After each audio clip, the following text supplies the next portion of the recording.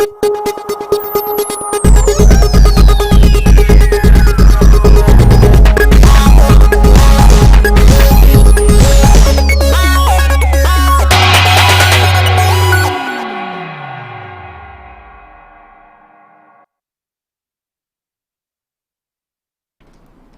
good evening. Welcome to Northeast Window. Northeast Window na sandok saba Northeast Talukta Jan Mabamna Taramnok Chari. Matang mitologpa tongan ba isu singi matang da kananin na ba semzariba platform Northeast Dialoguing asi thamzariba kanaba topic di.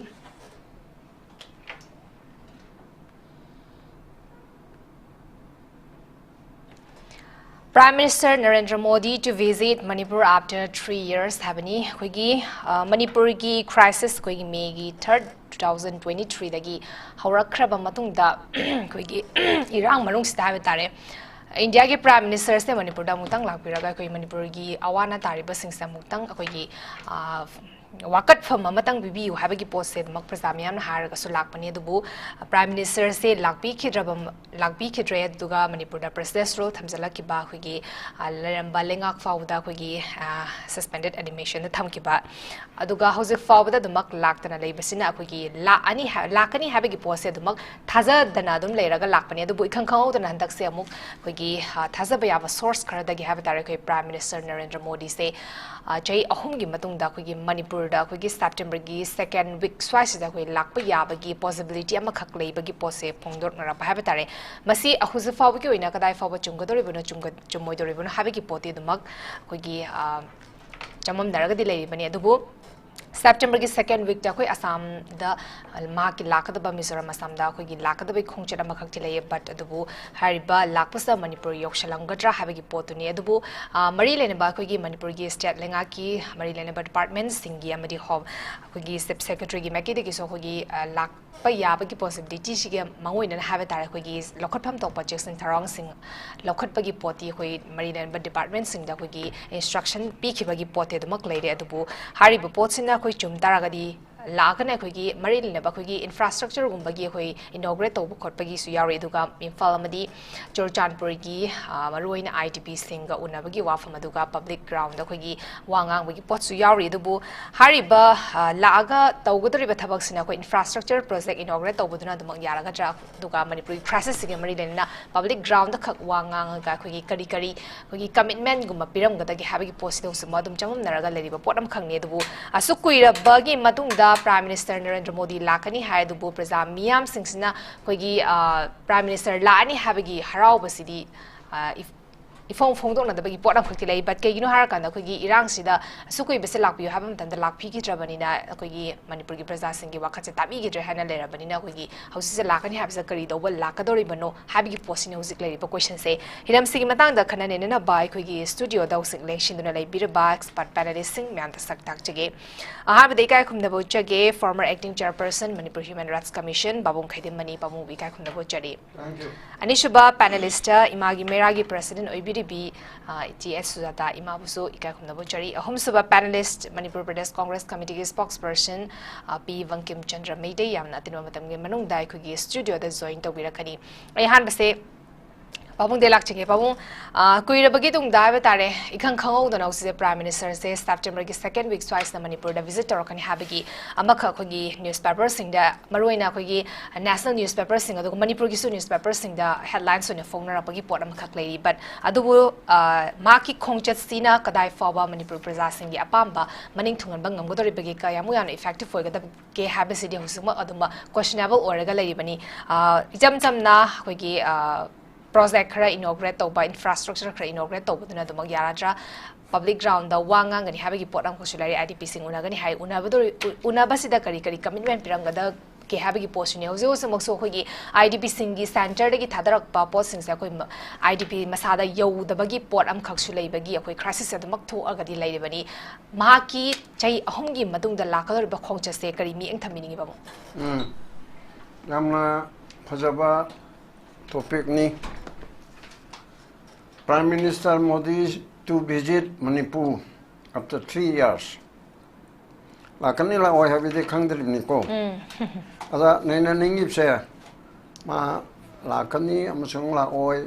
haibadudi my official announcement toraga khangadabani ada kari gino Prime Minister lakpada Manipur da issue ma oina TV discussion khabar da adiga group kadai da loi namak nei naripsi West Bengal da Prime Minister lakadu rena pau e oi hayang lakani habi phomoni ko hanaki si soidana lakani la oi ka haiba adudagi Madhya Pradesh da Prime Minister lakadu riba achi lakadra la oidra Tamil Nadu da Prime Minister nak thaji da lakadra la oidaba mali lakadra atei state nei na bra number 1 nei na ramoy Prime Minister lakani program chema tanga sukda thongane adu inaugural togane lore Manipur gi di lakadra la oidra haibisina issue mo oire yes namika yangai natra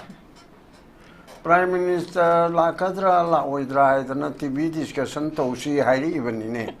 aide masi topic si di yaning de hai gi bana ba mirajda kari gi noi bu adum da na te ba but adu bu pabu akhoi gi okay hoi cham gi thakta laga asa ko chen lak pa yai ne laga du to bi yai ne na adu khatang de neman gare Prime Minister lak pam thoi si kari no the importance of Prime Minister ge maru ba role of Prime Minister si kari no adum da hot che ba Manipur da kari thoki begino kari thokta begino kaim lai tabada ma lak ta be haiduna haibaduna amani sei ani ga thamari haya hangchi thamari oidorim sei ani ga thamari achida thoi ba thodok se kali no haibam tangdi mam lon ni khangye ko paurapna amu yang kan da tang ahum me dagi 23 dagi masa act of terrorism and the act of genocide makte Hyderabad genocide kumna sagai ama natraga kanglup ama hek are mkai tumna ba hat pa natraga mayu makai thugai ba aduga chaba thakpa ising mai ising phangan dana ba hotna ba khona ba lai pum chapum len da ba kanglup ama ga unaba yan da ba asi ki poche mathang la eba adu dagi te khode haidra khatang explain tawrabada chuchanpu tengnopal kangpokpi mi lising kullom mitei population gi adu dagi amu Impal Thoubal Kaching Bisnupur Bheli gi district hairasi Bheli gi area ni haiba ching taman khadu imnina Bheli gi chida leramba kuki lising ni phu yang khai humpu la mukti webe adu mapane kala chakra so mo lising ni phu yang khai humpu asina Bheli da la pa yadra kuki de hani original kuki du ni ko men margi changa padonate sumaina community anida tang ba yadra ba metai ebija sina kilometer lising tarani thoi lising kuni thoi chong kun tare chau ba sida Chuchanpur gi kilometer lising mari rom aduga chaurak na manana tengnopal gi kangpokpi gi khare hendwe jindi laini ko kilometer lising tara de na train thoi bawu sida mainland da lejari ba akhoi gi mahorol de ler aba jati punam asibu konmina dana leri ba mitai haiba jati che achi chatpa yadra ba leiba yadra ba on the other hand ari ba kuki mitai gelona dana tarot khadana na chana mauna dana lakpa singe chu mu yadra ba adu de lambi chatpa yadra ba article 19 clause 1 d National Highway da chatpa yadra ba aduga kuki ga tainaba kun Bheli ga tainaba chinya tamna da irai na chatpa yadra ba fundamental right mangaba right to equality article 14 litra ba chanadra ba article 19 ngang wasapati yadabati gi hodana yum taru ba yadra ba chalu ba yadra ba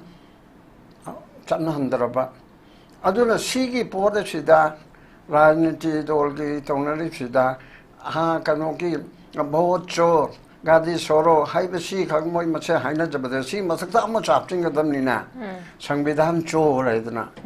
Congress तो वो हाइनी ने opposition दा संविधान चोर है तो BJP ने तो हाइयो यार रोय संविधान होरा लिम नत्रो संविधान चोर ने अब मणिपुर दा संविधान से हाइडी कॉन्स्टिट्यूशन ꯑꯗꯨꯒꯨꯝꯕꯒꯤ ꯂꯩꯉꯥꯛꯄꯒꯤ ꯂꯥꯏꯔꯤꯛꯁꯦ ꯃꯅꯤꯄꯨꯔꯗ ꯆꯠꯅꯗ꯭ꯔꯦꯕ ꯃꯅꯤꯄꯨꯔꯗ ꯆꯥꯝꯃ ꯃꯅꯨꯡꯗ 70-80% ꯆꯠꯅꯗ꯭ꯔꯒ ꯆꯨꯝꯅ ꯁꯔꯀꯥꯔ ꯑꯃ ꯄꯥꯜꯂꯤ ꯇꯣꯂꯣꯞ ꯆꯥꯔꯤ ꯑꯗꯒꯤ ꯆꯦꯡ ꯆꯥꯛ ꯃꯤꯊꯥꯏꯒꯨꯝꯕ ꯃꯔꯛ ꯃꯔꯛꯇ ꯈꯔ ꯌꯦꯜꯂꯤ ꯑꯁꯤꯅ ꯔꯨꯇꯤꯟ ꯒꯃꯦꯟꯠꯀꯤ ꯋꯥꯅꯤ government is under routine work ꯍꯥꯏꯕꯗꯤ ꯑꯌꯨꯛꯀꯤ ꯆꯔꯥ ꯑꯃ ꯆꯥꯅꯤ ꯅꯨꯡꯗꯥꯡꯒꯤ ꯆꯔꯥ ꯑꯃ ꯆꯥꯅꯤ ꯑꯗꯨꯒ ꯏꯃꯨꯡ ꯑꯃ ꯄꯥꯟꯕꯗꯀꯣ ꯃꯆꯥꯁꯤꯡꯗꯨꯅ ꯇꯔꯛ ꯆꯥꯔꯤꯕ꯭ꯔꯥ ꯉꯥꯎꯁꯤꯟꯅꯔꯤꯕ꯭ꯔꯥ ꯌꯨ ꯊꯛꯏꯕ꯭ꯔꯥ ꯅꯨꯄꯤ ꯀꯣꯏꯔꯤꯕ꯭ꯔꯥ ꯅꯠꯇ꯭ꯔꯒ ꯃꯤ ꯐꯨꯔꯨꯔꯤꯕ꯭ꯔꯥ ꯇꯧꯔꯤꯕ꯭ꯔꯥ ꯑꯃꯠꯇ ꯍꯦꯛ ꯌꯦꯡꯗꯕ ꯑꯁꯤ ꯃꯣꯏ ꯏꯃꯨꯡꯁꯦ ꯅꯨꯡꯉꯥꯏꯅ ꯄꯥꯜꯂꯤ ꯍꯥꯏꯒꯗ꯭ꯔꯥ ꯍꯥꯏꯔꯣꯏꯕ ꯃꯃꯥ ꯃꯄꯥꯗꯨꯅ ꯀꯔꯤꯅꯣ ꯑꯩꯈꯣꯏ ꯑꯌꯨꯛꯀꯤ ꯆꯔꯥ ꯑꯃ ꯄꯤꯖꯔꯤ 이차승도 마마 잡로 하려가 능당에서 사람 피저리 시 너트로 용반 마이지보 하이드이네 아주디 용반 버너테야 루틴 거야 봐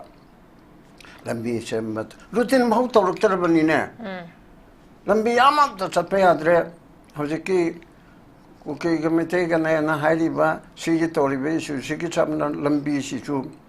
람비 조 कांग्रेस राहुल गांधी के लोंदा पूरा का हाइजे सोरक चोर ओइरेबा सोरक सुमता लेतरे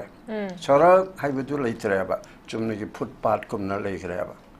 लेबेल दो रोड हाइबे याबदु लेतरेबा पाथ हाइबदु की अदम द लेरेबा इंग्रजी दात्र लंबी पुनमक से नेशनल हाईवे पुनमक से एंटी नेशनल हाईवे ओइरेबा ठीक मैम सिगुम्बले सी हाईवे से मनम करिनो प्राइम मिनिस्टर विजिट के लाकदुइने importance of prime minister visit in the state of Manipur sila eba la palak ta budun amani ko malakning da ma welcome to da ba dun secondary tam gisi mai maru wer si karino Manipur da thoi ba to do to hoji phau da thoi be si Manipur ke civil society sing na to bangam gadro mara pai bin na to bangam gadro club sansthan na ngam gadro lairi haiba uken na du da senap citizen ai goi ko na to ba ya gadro yaro ya kanana tawni politician jum politician khakna tawya kanana tawgani sarkar na tawgani yes koi sarkar du le tabugum me haidana letra santan pai ba pola paselo paire adu sarkar ki mongche adu da su tawde lambi chat pe su andre tong chat pe andre everything kalim tawya dreba adu ardi community amuga changna ba yadre territorial integrity kahelle jaga changna ba yadre chumne logi geographical area kaite habiwani asigu masida manipur government ngamgadra simangam marol central government ngamgadra asisu mai magi inthok narani law and order orabdi central government ministry of home affairs ngamme ba adu de sidi kari no mapani ke khut yawe hai adagidi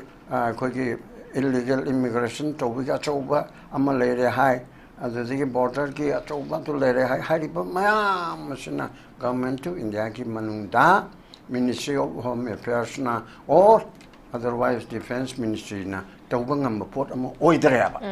adudi kanana tawni prime minister is the head of the government aigi imung manungi icha chu mam tongpam chapum kang khong chai la ba sakchan ga se amana chang ba yadra ba amana ek chang moda hat ke ne en to ba adara ma pa jana o ai thongna te home minister mama gi matol mama ga dam tong no hai in thok pa yam ro home minister se mama gi role na ba lo en no dar gi ma sa du phun he nang na dum to ro ni in thok pa do ya ye ba ko but sidi imung do pum toy ra ba pot amana ba the prime minister na ai gi takalite amisala scenery Haiden Honorable Defense Minister na Hayana Chahia Makagi Mamang de Ko,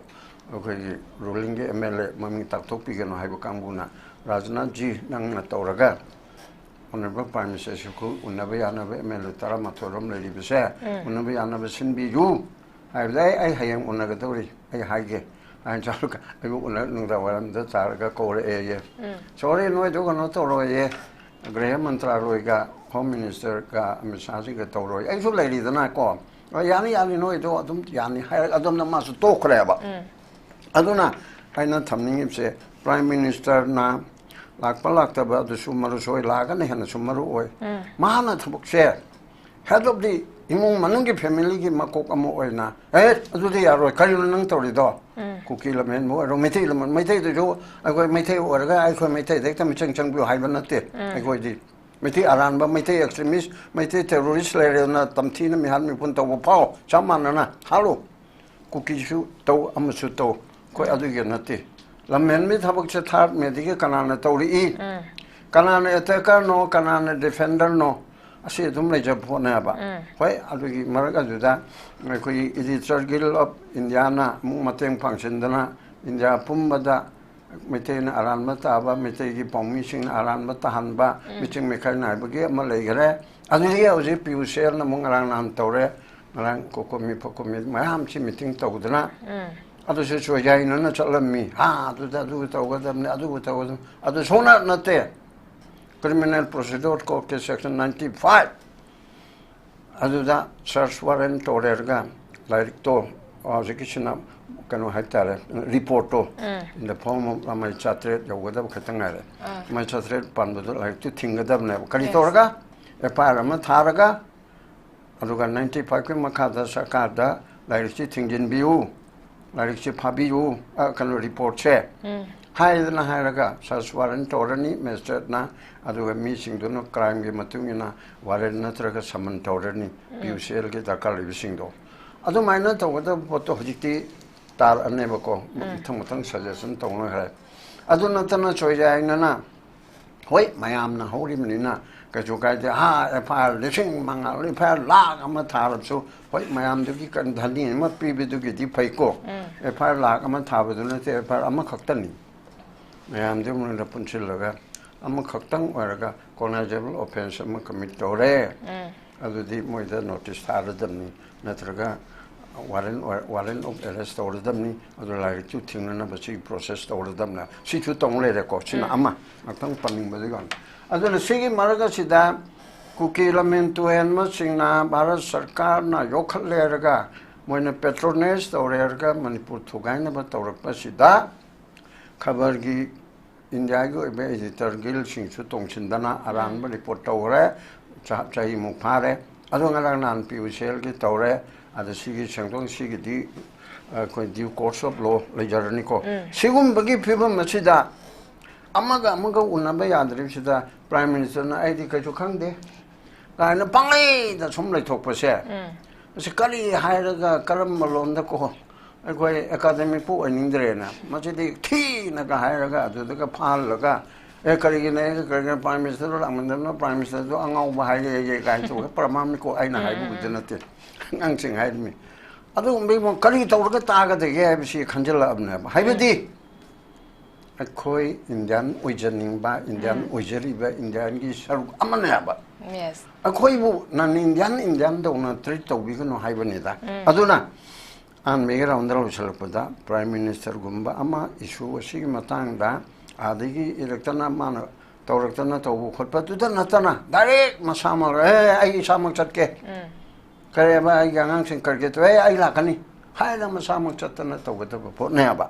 อันนี้พูดอันนี้มากี่ importance ดูโอ้ยวันนี้จุ่มนี่กี่มาละก็ public meeting มันตัวละก็จุดสารพูดนะมีใครเราคุยคุยละก็บาร์ดมาตากี่โจ้ยันนี่เราละก็สิ่งกังใจพงดคุมันลำพักตาที่ตัวละก็อันนั้นเทียบมาละไปวิเศษไอ้กี่หมดดีมาละก็ดูวิเศษไม่กี่การมันเชื่อมกันเนี่ยบ้ไอ้นั่นท้าจุดจับตามาเริ่มดีที่ solution ตัวเดียวนี้นะ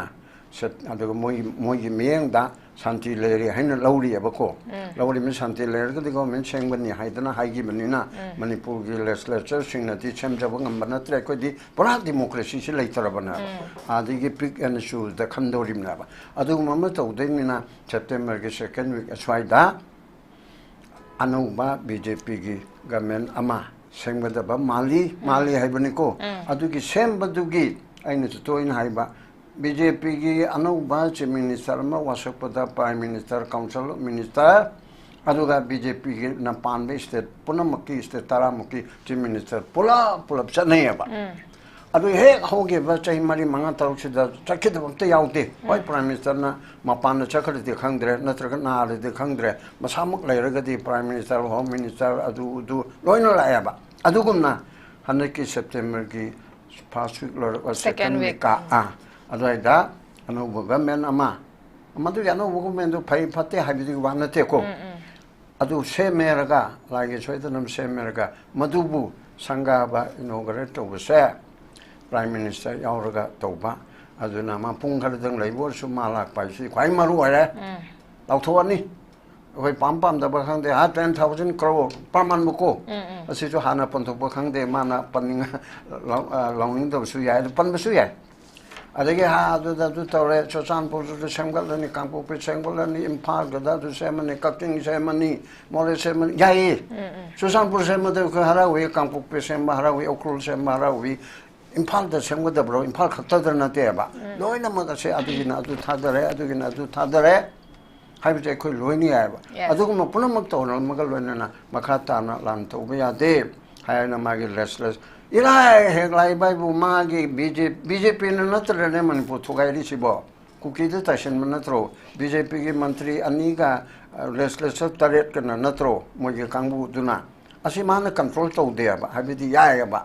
Yabanina Hari Mele, Mam, see the man, Wari Eraga. At Tono Punale, Arako, my Manchi and Yawadabni. Hi, the Nato Manato, Magita Calibra. Okay, I'm President Mikra, Prime Minister Narendra Modi Lak was a Kogi, Yamnamakti Maru, Kogi, Irang, se Tolok Padagi Hona, Mutang Lak Pirakanda, Kogi, Wakasin the Tabu, have a post the Makla, Ibane Dubu, Lak Bida than a labor, Duna Kogi, Guira, Paduna Maramora, Presasingi, Hop Sekara, Dum Hunter Rabane, the Wikango, and Taglak, and have Sakogi. The saying Namak Lak Taraga de Kogi, Fongdok Ba Kogi, Wakat from Topa, Potedum, Kimatic Yam Lady Banima Sedumak, Fodoroki Postamak Lak, 28 Madam Lakjage, Kogi, Quirabatum de Ima Kogi Prime Minister Lakan, Habagi Post, say Kogi, I am a newspaper in the so Kogi media in the Sofona Kogi Postele, but Adubu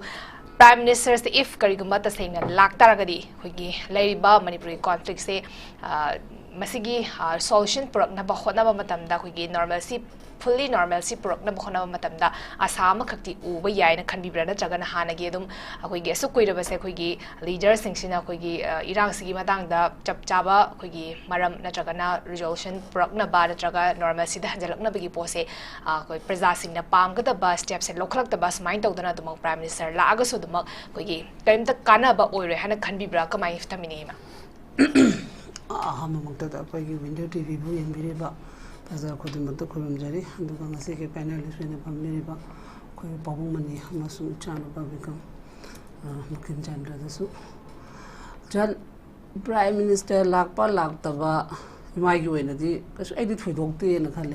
Mana Lagas, who Keshu, Canotaway, Mana Laktraga, who Keshu, Chapman the neighborhood. Aduna, Magi was the idea, Keshu, and issue in the cannon day, the Maram day. Can agenda and a book and them Daka Deva. Daka Deva means Mana Dugamna, Aquabu, Tawe Shitaraga, Aquana Kadawim, the Karitaza, Aquati saying I have a dojiti, Logi section Daka, the Chanjalaga, Mogi Matak about the effort of Yarabadeva. Home the Pirate Boy, or Dragi, Quay Defense Minister, or Loimaxi Matakako, wherever situations you have the Moine at the Sena, Yamnakanu Uru the Begi. Taway one day, MEIRA, the Yankanos organization, child and Kotana, Adugi expenditure came and sit over the way the one, Adu Lebak in her daily, by you are doing something there with Adum Bagida, Matim Pangago. Have the soy but all river mams of Quinachi and Makai the Loim Urabanga, Danina, Aduna, my did to Doctor Zimakas, Mana, Tasena, why September, Simana Lapomatum, the Zoo, Mogi Wakalda, Mogit Hamoy, the Manipur, the Lakani, Prazamunani,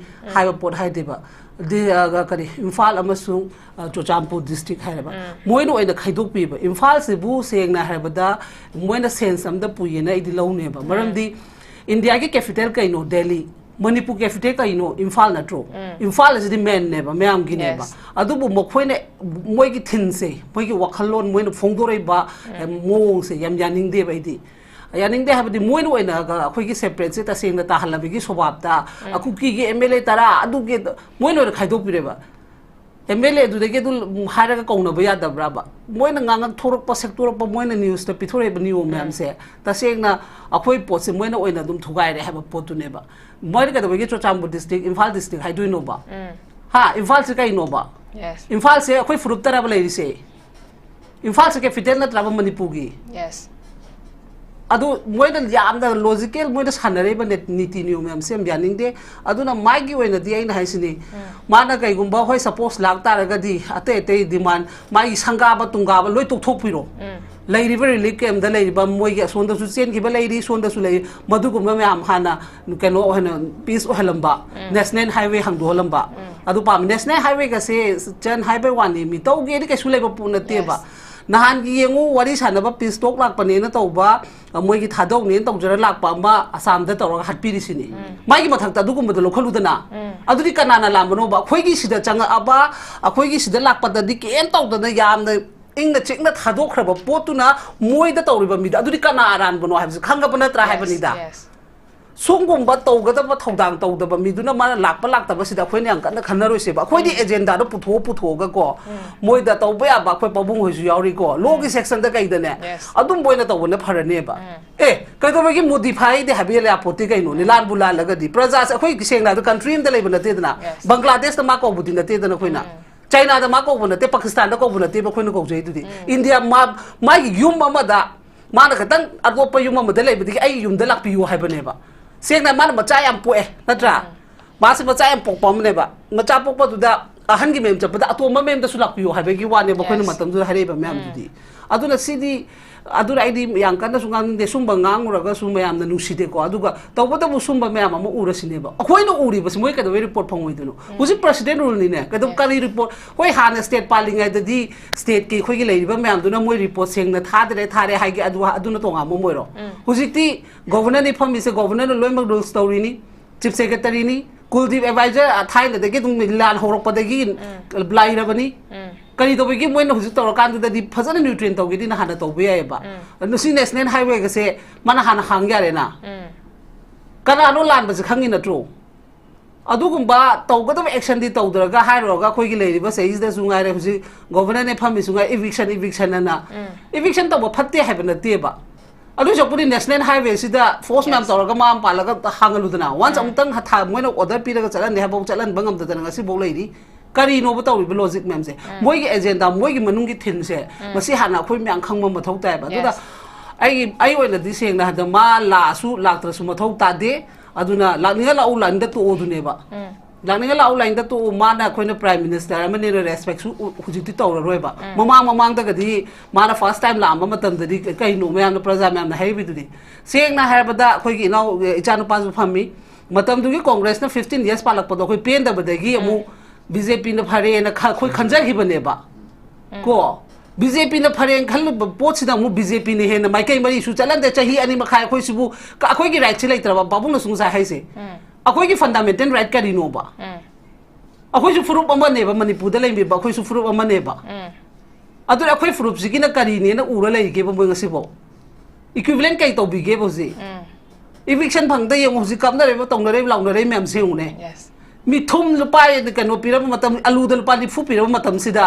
eviction अखोइदि पुरा हातु पिगे हाबने ओना खलेबा पांदम से तसेंगना हाद मैतै जे पुरा मखन दगे agenda खुदिमक दगे capture तौर खोइ हात के हाबगी style अब मानसलेबा अदुना मा लाक्तार सोइना हाइजेनिंग बदे खोइ प्रजा म्यामना फारगो सु पुल्लगो सु थम्मगा को सेइस द नंगी चाप चाबा फिरे बम्मा खोइ म्यांग होना बिरमु प्रजा खोइ कन्दियो हाबसे मखोंग दो कोलगो और समु और सुने लागन अदु तौबा लाक्तरगना दरकार लेते अदु माइगे अखोइगी तौबम तो प्रजा मो ओइबिगे हक्ता अरमाइना थेंगना बम मथौ तारे लाए माइगी अखोइगी इनॉग्रेशन तौरमगा खराब स्पीच फिरमगा चटपे यारोय को माग अदुम अमेरिका कनो कंट्री ददि दोनोंनि लेथुई माइ मयुमदा लेबबु कैदौगे फजन येंबिरो ऑन ग्राउंड येंबिरो अखोइ म्याम नंग लाउदना खोंगदना सियोसो म्याम हाइजब म्याम दो तसेंगना थाजबिदरगदि लेंबिरोबा मा लेंबिरो याम फैगेबा best on ground येंबियोबा Kanana चुमरो Kanana report असेंबदो मा लोखलगा आइडेंटिफाई तौरमगा अचुमबदो थममगा चपिगोबा नेक्स्ट टाइम 27 दो मा दुम लाकनेबा कीगनोबा वोट के दमक्तदी प्रजा पेलगदि वोट की निगाय लेतेबा खोइ अफब थबक प्रजा दा कैसु पार्टी हाइबा लेतेबा अफब तौरपदो पामबो वानेबा खोइदि मा अदु तौरमुने बेस हाइनेबा कांग्रेस केम हाइरोएबा मरमदी मोइना हाइजरी दुसु मोइना लाउरी दुसु प्रजा हाना खनसि हाइबा पोटो गातने ngasi बौद खोइना तारागसु लै सिमि चंग दबे वानते तौरेब पोतुगे अदुम कनसि हाइजरी दना फी कलगो असु तौसि काय मोइ पार्लियामेंट हाइदु कनो असेंबली दगा हाइरेबा उमतंग उनरुसि चलुसि खोलुसि ना मतंदुगी कनो सेम दुना हाइबदा करी माइ पुरो चतुइनो कायना गा दुमाइ खुंगिबो मैम अमा लेखे खोइसु लोइ तावबो खोइसि मिचंगी नते कोइन हाइजबदी कांग्रेस फमेन मोइ थागपै वासु नते तौबदबु तौरेब पोतो खंगना बंगा तनीना अदुना हुजिक माना तौबिरगा सो दुमा इन हाइजन 27 से इहा कनाम हाइना दबिदा ऑटोमेटिकली दुम कागनी हैबा yes अदुना ऑन ग्राउंड यंग बिलो कैसु काइते असम लाप मिजोरम लाप पाए तो मणिपुर से असम दे 45 मिनट खतनी को गुवाहाटी देगी पाइरकपदा ममांग ममांग दमा अनिरक लापदो चंगोय चंगदिनेबा अदुबु हुजिसु अस्माइगी दमकता लाकपा लाक्तबा खनगुमसे सुम बादु सकपुदी प्रजा अखोइना कदोबो यागे हैबा पाबुंग फमी म्यामसिना को सुमबगी अखोइगी कंजनबा अखोइगी इरमदम कन्नबा आइडिया मणिपुर द चंगजलगा को अखोइ हिंगिबा म्याम फुरुप म्यामसिना मानमिनरगा एरा दका ओइदे नो सेंटर कैदोदुनोना अखोइगी कनोदा Assembly the Pumbi member man who came to Namdram, no more suspend the lady having Praja Manaraga, Pabune, Haiba, June 18, and the Gawa have though. I don't like to have a teba, make house have a teba. Boys to a motto or be a Pumba Praza. I don't manipulate Toroga, Mutang descendants when he think about Matota, I have a poto. I hamburg around this man. Okay, I'm present Hamikraki. Chapmana Bakugi Unity, Amadakugi, Center Sitana Ba Center, not Chaptaba Firevam Lorok Nabakugi, Unity about voice race, somebody young the card I have off from the Nedumak, how Iraq say Horopatagis home, Nadumak, Babunadum, hire Gasula, but Amakani, Masekugi, Unity say late the Targa, Jose Aquinata with the Repisekugi, Tawiraka leaders in a Tawiraka in Nakozik Prezasing, the winner responsibility or a gallery Prezasing. Upon Baguina voice race, a Makakto with the Yamatangai Fade, and the Prime Minister Lakpa Lakta, have to not Traga Quigi, Han the Kishona Quigi, Preza Singi, Wakatse Tabi, then a Lakpi Potam Kaklaven in Amasi Lakpa, the Toyok Hendogna, Pavatorongani, Nachakatorom, Habiki expectation, Chiam the Maklay to have often the Nithamise, Ematang Sedavankim, the Lakchagadavankim, Quigi, Imana Sozik, happy day, Karigumba, if Prime Ministers and a Laktaraga, Quigi, Chaba.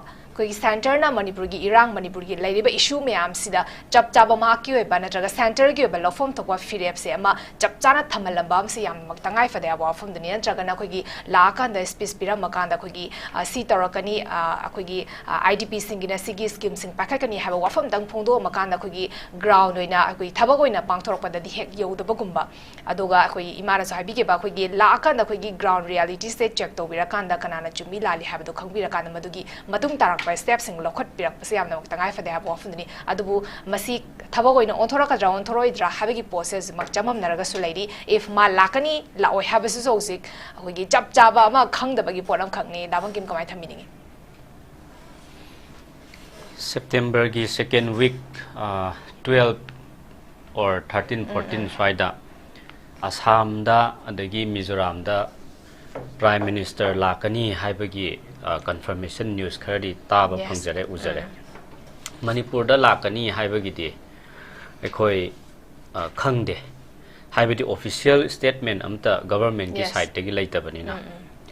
khangda bagi chang se kadai phau khangda ge khoina khangjada base kadai phau khangjada ge haibada ekhoi di karibu khangurani BJP ki honorable MP Rajya Sabha gi BJP ki Rajya Sabha ki MP na masi paumi sing da hai hibada ai khoi di khangde ta de adugumba lakani haiba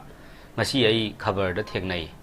adu khaktane khoi di ma lakadra la oidra haiba khangde hai adudi Congress BJP na mawa su lobidraba tabidraba ai khoi gumba Congress party na ma lakani la oidudi khoi khangde sengna adagi Prime Minister na mahak ki laibak si country si amagi masagi home state amada chachabada suyamna ikuna laibak wathok oidana laibak pungjau thelli je kari gino sibo kari no batawisi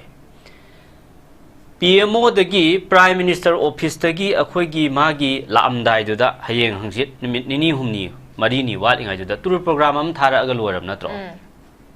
lakani na asi tawni na yamna praja miyam je akhoi si kok ngau halli se kari gino aduga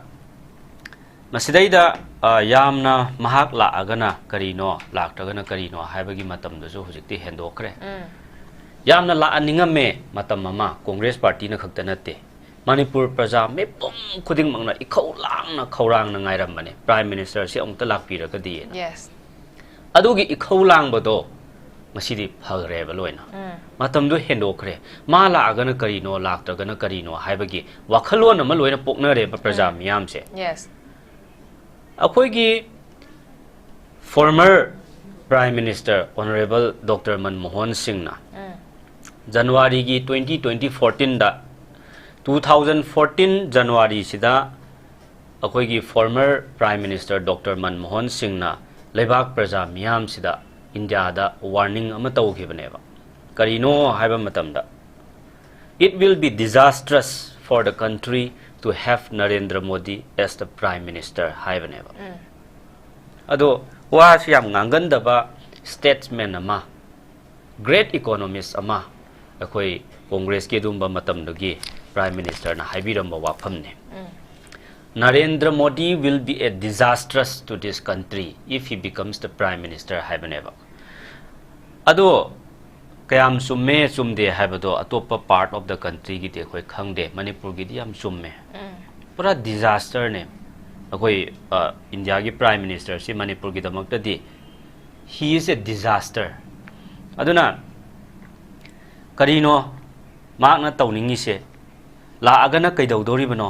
laktragana kaidawdori bano hanga isi karigino miyamna haibiramgani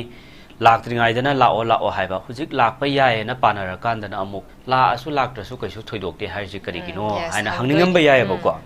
ado aikoina hainingi de karino masidaida mahakna la aga sida developmental project khara inaugurate tawrambagi oiba taragadi adagi su yam tawramdai online da mogi digital karino kaino ama video conference ama kaptho aga remote no mode met laga ribanung ban ka aga loina project thousands and thousands of crore gi project kaya ama tongan ba state sida koi mana sangari na traba adudi adu tawnangai gi damakta Manipur lakadabu orgadi laktra su yai haibane da mahakna lakadoi se tasengna karigumba with purpose amaga agenda amga loinana lak ordi phai karamba agenda miyamna panaramme akhang ahai miyamna hainaramme lengjan biriba akhoi gi expert panel members sing akhoi gi senior miyamna su khangbiramgani adu ipum phudimana haine masi bawda Prime Minister na Manipur la o yadri se magi tungan ba wakhalon ama leiramgini pandamam leiramgini madu phangna kanda lakadaba oiramgani adugine Home Minister da karida tum yengjalhalaga thammi se adu phangna kanda lakani natragadi nahangai la udramne na la o haiba yararoi haina kaino ama puraga lakani na asam tawrubane lebak praja miyam sina handak karigumba makna lakani haiba sina asengba maktagi lakpa oitaragadi makna puraktoise kari no haiba se achoba question namne nahangai la o yarudrabani na handakti mana laktoise miyam gi damukta kaino ama tawbiramani na laktoineba kari tawbiramdoino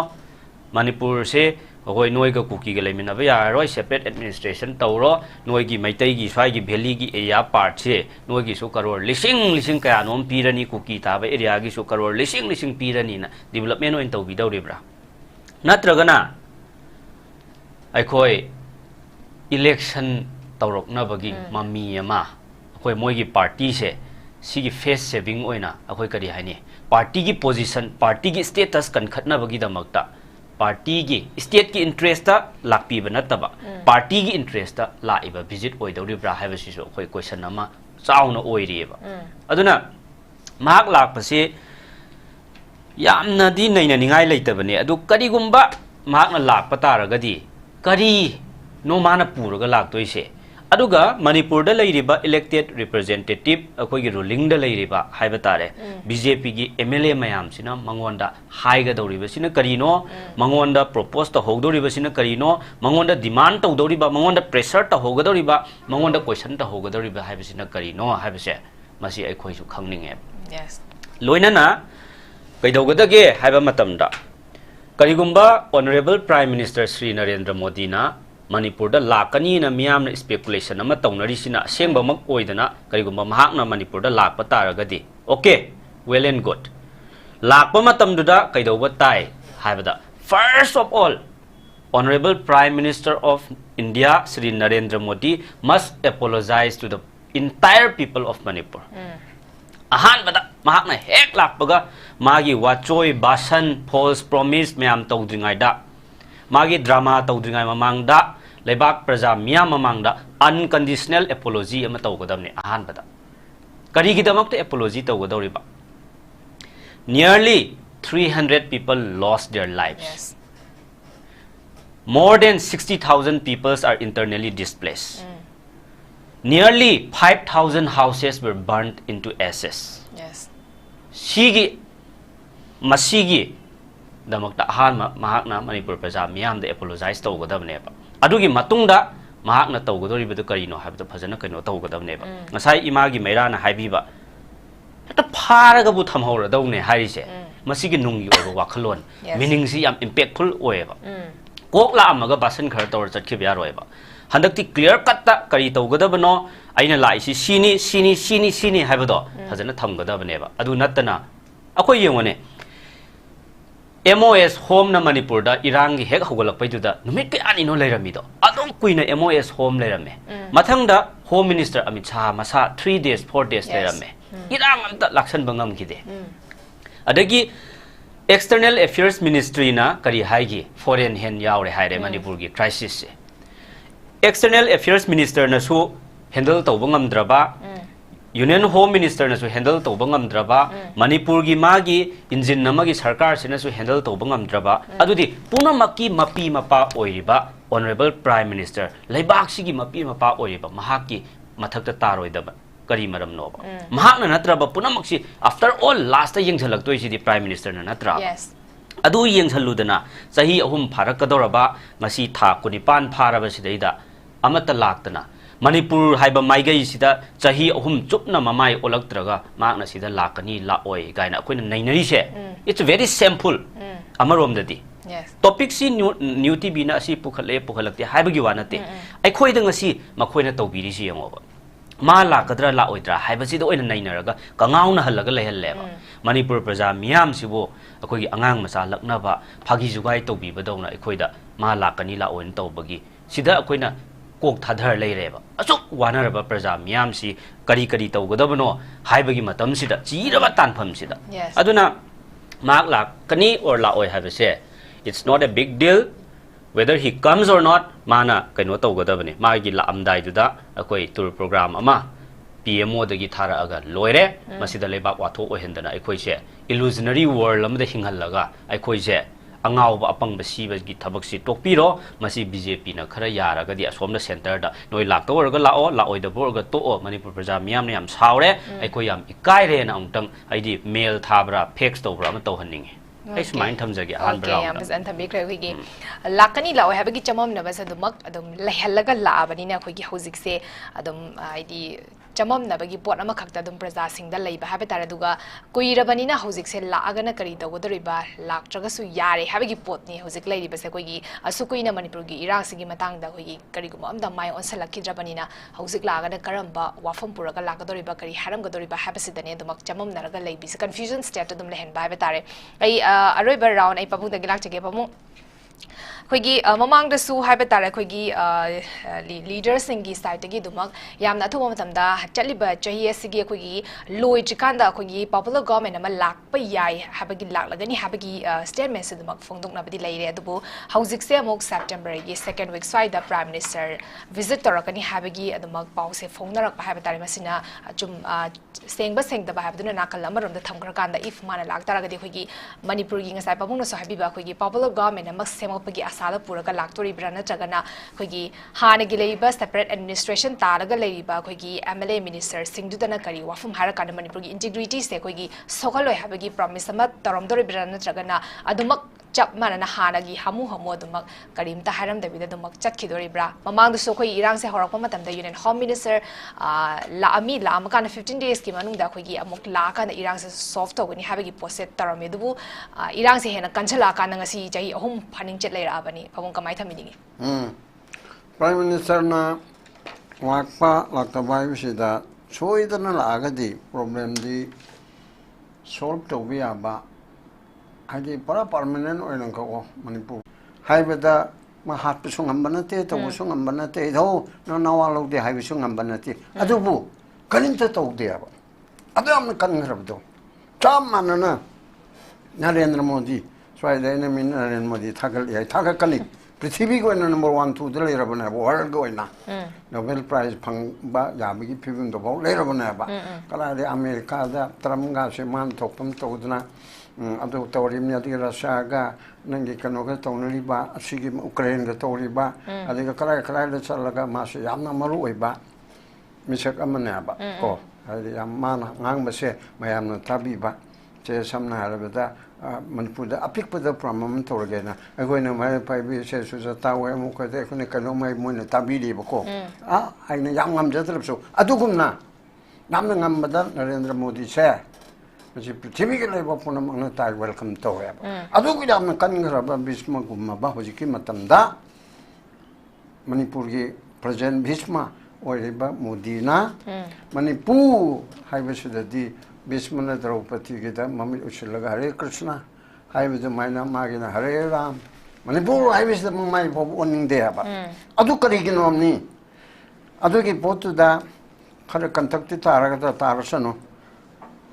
India gi central government gi India gi Mayolam gi center na Laubanam the Nalohiba Matu Atombi Manipur Imase Atombi and a Tamba da Magi Mung Manu mainland duna kating pajadarabla aduna ga chalu nu nang tu tombi macha sing mayam duna tu da hairakani chalu nu kai na hai ba tu man su chaning da ba hoi da hai aina soi da 1949 ga October 15 da chen boy lak poi September kon ma thoi da Guwahati digi Shillong digi nam dana matam digi pai pu na pharaga loraga center ki kano ni India gi Atom you in a tame, as a macha mayam pole, as I was mayam chin uwa to Nabaraki Mayota Sulal Hokum Chutawi Mapa, Chawbok Parachiki Mayota, Lal Hosuligum to we must moite guy become say, Hanna Hoyunta, Kahabi Wakanda later was Alaba. Natu to make him a touching door to meet them at Handuna, my island live sing the Hachaluno, Manipur Nang Manipur Salary with the Benica and a thing big mondo. Adu do Maleaba. Aduna highly bemongse aina aran momong da nati kanaumba chingnati lana kanato wonchakini akoi praman gewani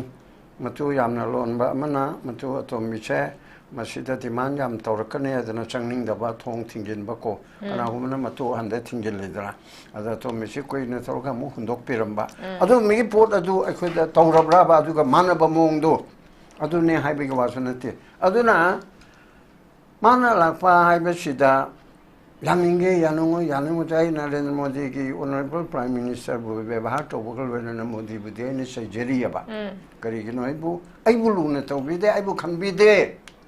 UP masa Indian namada Bharat Basi UP masa mada Bengali masa mada Tamil masa mada Marathi masa Bihari masa mada tawwa Indian masa mo ni tawlam cha cha to Manipuri macha mada Meitei macha mada aduga Meitei na taba Manipuri pulap asida mana to bidere ba adurdi adugumba pot ase koina khangmina bamseng adu haire aduna haire party tongan len nang ni yengbidra de nang hatkani koi tongan chan haibisong amde ba achu hatpum je tokte aduga mi potu da noina koi wadu maina ubirabde Noina Loxin ringing Mamang the Lerama talk to the Legerage. I was a corner to Bungam Banateba, Yabasu Yabanateba. A quick Ninta Mangakpa, a quick Gikanosito, which Mamang Ida, Paipuna, Pauna, Preservation, Tekanajina, Tangalna, Punamakachina, Tang Tananga Ami. A quick Nintam say, Moigi, Igi Locona, Nintamba, a quick Canosingai. Hosiki, Tang Tan on Maina, Nintam Mangakpa Yara Royaba. Not to a heredana. Tay ma'am lala uri bising chu lali chumi adugi nateko hojiki matam dadi chawkhalabunina information technology wangabunina brain na koki lamna ai bana ngangdana debate toraga dialogue toraga talk toraga debate dialogue debate na wal si palim ni dana ko si the point chu puthok na raga kali no noi na khode sumani yeng bidri se khogi debate ama thamba taeba adugi debate tu thammakanda o mai chi khumba ya dream se maram chai ni haiduina debate chu wa leaba ruling party na double engine ge Manipur engine na center ge engine da wangang bangam deba wangang ba haiteba debate haiteba aduna ne ai ne tatatana hana mar campaign am toripse politician singna bole ko dab singna how to speak in public how to deal public how to talk with the leadership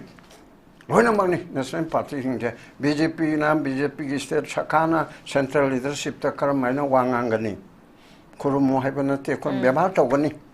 karena mana pelan gani sila ini Kongres ki central leadership ta Rahul Gandhi ji da Sonia ji da karena mana ujai ibu bina juga ibu Mega Chandra na Ranjit na karena mana hari ka matahan gani ko अभी की board से CPI ना मागे leadership तो दा दी राजा तो दा CPI की state leadership ने कर में गांगन सीधा कर ले बा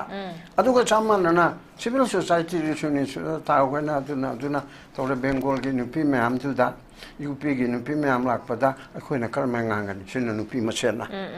छात्र मसेन उकिन मसेन all in the lawyers conference तो वो मणिपुर की उकिन ना कोई यानी सुम ले भी मत no Excuse me, I may be allowed to say something. Hai the lang mga makot si matuk te. Lo ni am na hai bigi wan na te hai tab so ya de. Adu expert wa geta na te ba. Adu ne ai mama ngai da go zai bu ben lu sing ba bi reng mai no ga o ma de LPP ga tor ga all party 2002 da Delhi chapata pradhan mantri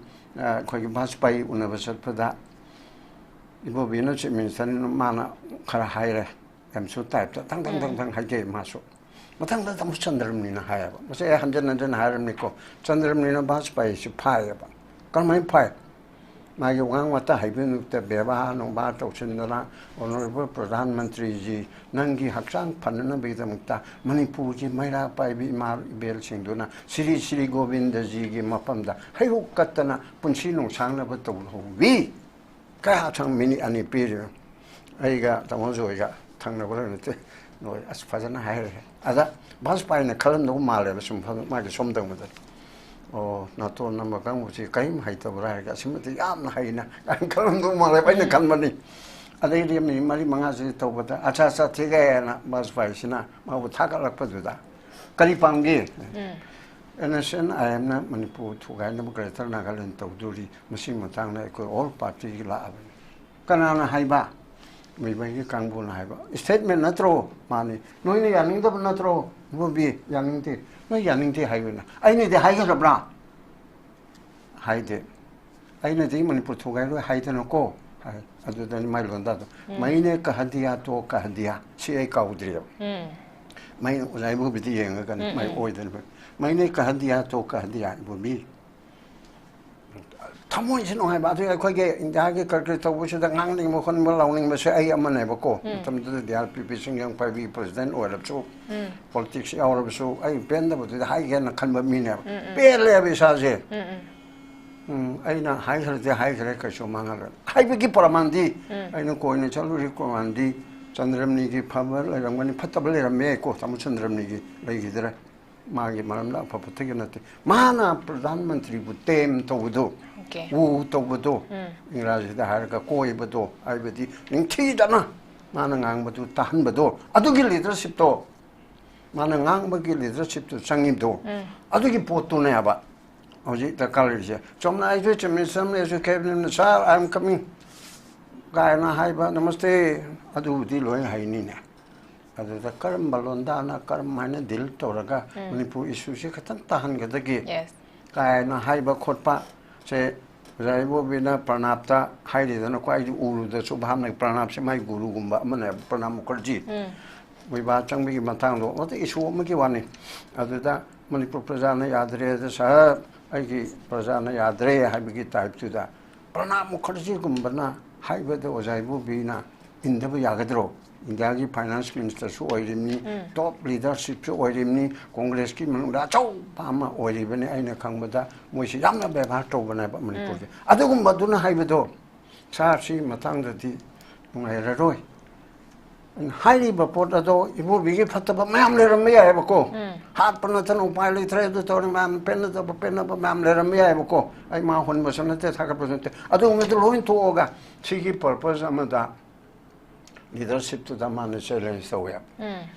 pandegi ko kendra tarite disturb era status lok thokpaga ya deba ade ai khangya ba ko DRPP na kanna hobadegi si condition amo ne yawada bani ado DRPP sarkar pa yawni number 1 da yawgi bana ba ado ai khona haibedigi tawri te gi wanate ado ma lok tho ya ba chahi muk leraga 2004 do ramgani asi tawri ba se center na ya deba ado haire ma party ti tan thokpra chief minister lok thokpra lok thokte ba ate ra da phatabule ramani ko yaning da busul le aduna amani hiki chmaina मागी तातना Sai चंद्रमणिना prime minister दा तेहनबा इबो बिना Pranab Mukherjee अमसुंग Anthony अदिगी करी चिदंबरम मोय ओमने ओमना कौबदे special aircraft हम थारका को ma'am लोय निंगचंगना 2008 9 गे द्वाइदरा आई अद्वाइदो ओरंगन subject तो अदुगी तौब थौनादो खुशिदा चंगेबा अदो हायरगा कांग्रेसना फबनी बीजेपी ने फतबनी हाइबा नते को कांग्रेस आई पामदे बीजेपी सु पामदे कांग्रेस सु फतबनी इबो दु यावनी अदबु बीजेपी होजिकिसिना महा फतबु ओयाबा फतबनी चांगदमनबदने मणिपुर थुगायरी बिसिदी कांग्रेस ना थोगाइगे तोरमबे आय तोरमदे बे आय माना मी चंगलम चंगलमदे सु तोरमबे तोरमदे सु तोरग कदि होगे अदु पुनमक लेरगसु होजिकिसिना प्रेजेंट नत्रो मैंने चैतर निपान मैंने मथक थंगिम नत्रो कोर्ट मक्तसु अरानबा जज जमना अरानबो ऑर्डर म तारमे चैतर लेरगा हे असिगी ऑर्डर चे चनबे यारो नौने ता जज दु हुंदेबा सर एलओसी हानगी दुन दे सुमाइन तागे सुबो नते ते अदुना ममांगी लोनी होजिकति याररोय अदु चनरोय हाइना तोबे याबा अदु नते ना मोइन तोरम मते के असिगुम बगे नाइना बसि जु तानिंग दे कांग्रेस ती कन्न बुलाओ हाइ मै लाउमनदे अदना इदि पेंद्रिम निने ओपोजिशन दे के रिजाइन तो हाइनि मी फागी होइना कइगनेदा लाउमन तो बुले ओदे सरकार जी तुहन मंगमदि नो कॉन्फिडेंस तो अदु हानपुदि लास्ट टाइम दा हरा एटेम नि तौजरमिको नाथै चानबदि तोरे कन्न बुलाओ हाइरिमना बसोंदा प्रजा सिंजो खंगदमनिना नोइ लाउना बदु तानिंगदे न लाउना दे दे के दोदरिबा डेमोक्रेसी निना कांग्रेस तुमिन अखै छासन पाइदम अखै तुमिन नागा सम लाइबा दुरो सासन पाइदबो ओपोजिशन हारिसिदि आंदम दे लेगदमने अब होय अचुम मतंग लाकुला सेमदि सपोर्ट तौइ हाइगदमने अब अखैगे कनोदा पहलगाम की सांगदो खरबराइसे पहलगाम के ऑपरेशन सिंधु जनरली यानिंग तरफसु कांग्रेस की शशि थरूर सलिम नत्रो अदुदिगी मुस्लिम की करे याम ngang AIMM बिदो अदु दुबई दा थारिम नत्रो सोमदल आगा प्राइम मिनिस्टर दा हेक्ता चांग कि ngang बने बको अदु भारत की अपुनबा दुला गन ओपोजिशन रूलिंग सी तोय अदु मांगदा all political party मैं तो पुंगदम ने चाहे तानिंग दे बरांची दोल मनुंगदा पुंगदम ने सी बीजेपी ना रूलिंग नी अथॉरिटी नी माचमिच ओइबदुना और पार्टी प्रेसिडेंट दुना असिदा इबोबी कौदम नी जॉय कौदम नी मेगा चंद्र कौदम नी माचान कौदम नागा कौदम नी अदु कौबदु मोइचे ना नंग कौदे लाओ हागद्रो अदु तौरगा पुन्ना थेंगनमिनगदबनी ओके याम फजन थम्बिग्रे बमुना अखोगी हौजि हौजि अखोगी पालमी बसे बीजेपी ना पालमबनिना अखोगी लीडर सिंगी मनुंदा पुनबा बसे अखोगी रूलिंग पारिबा अखोगी साइड दगी अखोगी ऑल पॉलिटिकल पार्टी मी फॉर्म फाबो कोरकान मसिना पुनसनबगी पोचे तरोकदबनी अदुबो तरोकतबदुगी वानी अदुगा हौजि को ऑपोजिशन ओइना लरिबा कांग्रेस सु याम हेना हौजि लाउरिबसदगी हेना कन्ना लाउहनिंबगी पोचे दमक पाबुंगनसु थम्बिरी होरे अदुम दाबगी नसु दum पाखम बिसाराजनी लाउबगी मथांगसे yes okay ai matha se imada lakchi ima hosi papuna se am phajana su thambikre adu akhoi gi kai hai ni khoi gi laidiba issue sing sigi matang da khoi gi makok maru oriba sing da tahan gi hai taraga de khoi center gi manakong hon gi hai taradi state to da laidiba khoi gi leader sing tuna masigi oiba khoi gi wafam sing da bukhala kan mo koina center da tahan base mo khoi gi oiba thabak tawdore mine dubo if prime minister lapagi posi confusion state am da sule heli du itaraga di haidi tasengna lakani or lao habase chapcha na phongdorok chupase khoi gi ma kari gumba lak taraga de khoi gi lairiba manipur gi praja sing na jaga CSO le ba tongan tongan organization le ba sing sina mak lap matam da pukhaning ba phongdok ning ba wafam sing sa khoi gi mak sem saraga le ge dore mine adu hozik confusion oiba pot am khakta le heli se khoi gi khudak ta la kan khoi pungkhra ler makanda miam gi wakat se taba nang da bida wakat pase nang han da bida ekta mak chakhi bagi poram khak oige dori bra kamai thamini ma chan sengna akhoi gi state chi yo lokta ba ha posidi chan hairu tana su kana dre ha means akhoi na 2023 method tagi pot se horpa matam da khoi gi thoiba problem se ku horpa matam da gi hauna ko khoi unage chatpada oiro amada oiro kari gumbi tara monda kano leitra bane ba no tora dum la aduni ba adagi home na bokta ko kolom no thumi ka yam ta kha duni da khoi ta myam duna ni ko moi tong na pa myam duna aduna maram oiraga सेंगना पाव से कैसु यौबिदरेबा आइगी वाखलदि आसाम की दुना सेंगना हाबदा आसाम दा लेरिसु double engine सरकार नि BJP नि पालिबा अदुददि अदुम हुजे हाइदोपंगमे नत्रा मास माइ लाक्तोरे जे कोइ कनो दा सुना मोमांग दा सोमसु हापख्रबने मास माइ सेप्टेम्बर दा विजिट लाकने मोइ दum हापख्रबने बा अदुना मेगिदि अदो अखोइगिदि सेंगना अदुगी पोतु देगे adum pau phongna dana leirine ba adum yongsu yobiro ba yobiro have means kanana karam khoi ki si ki mi sida matinga thokpa mim ta su yaw na traba party sungai re adum khoi di son ki problem di suai hydra adum highlight du di center na aina tawgadaba thaudang na kari no center na tohalakadaba thaudang na kari no haiba su yaw da gai mana leiriba leven do kari no aisi party ki president la haiba ki pau ma ko thok ja khre ba gai ro di media na tholok pada phange mana logadaba mai responsibility to su ai had the center na body ji na amit sa ji hai ga lore ba